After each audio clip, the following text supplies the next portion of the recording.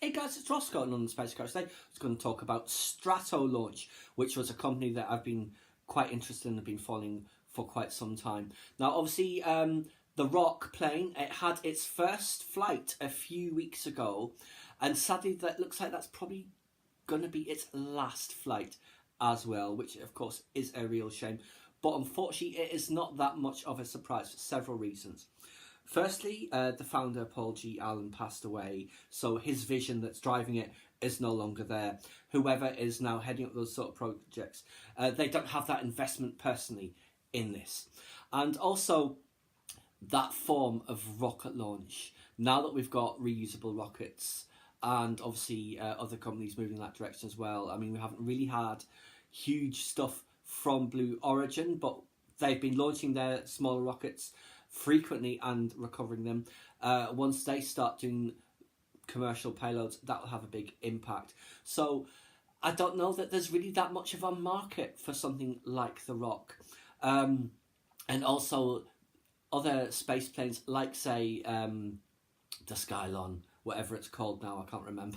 The reaction engine space plane, that sort of thing, its time may have passed. But I mean, the Stratolaunch plane itself is an incredible technical feat.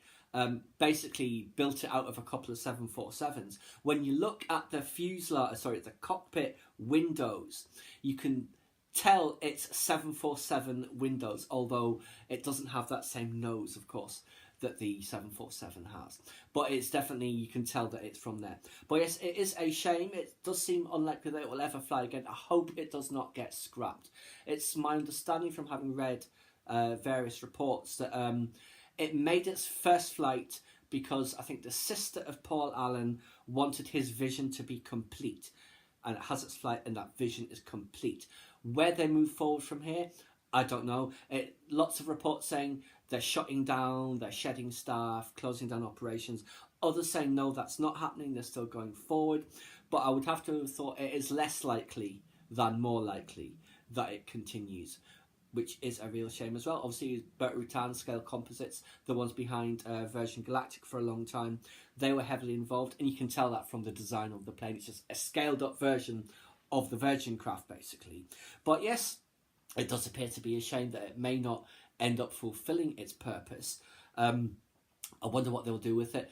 They should build a museum, have that as a central thing, a museum of technology, all about Paul G. Allen and his role in Microsoft and everything else. That would be interesting if it's not going to fly again, rather than just scrapping the thing after one flight. I've been watching a lot of programs recently about things like, say, the Bristol Brabazon and the de Havilland Comet, and the flying boats of the 1930s and 40s and all that. So many planes made one flight and then it was scrapped. Don't want that to be the case with this one. At least I hope it does get preserved. But there you go, guys. I just thought I'd just bring you up to date on Stratolaunch. It does appear that that dream is over, unfortunately. It may take to the skies again, but I'm not very hopeful. It was great to see it flying though. What a sight that was. It looked so amazing just coming into land with that huge double hull. I would love to have seen it next to a commercial airliner, a wide body, to get a better sense of scale. So maybe one day we shall, who knows. But there you go, guys. Stratolaunch, it looks like they're closing down. Let's hope that's not the case. Please subscribe to my channel if you enjoyed this content. Leave me a comment or suggestion for upcoming topic you'd like to see discussed, or like the video.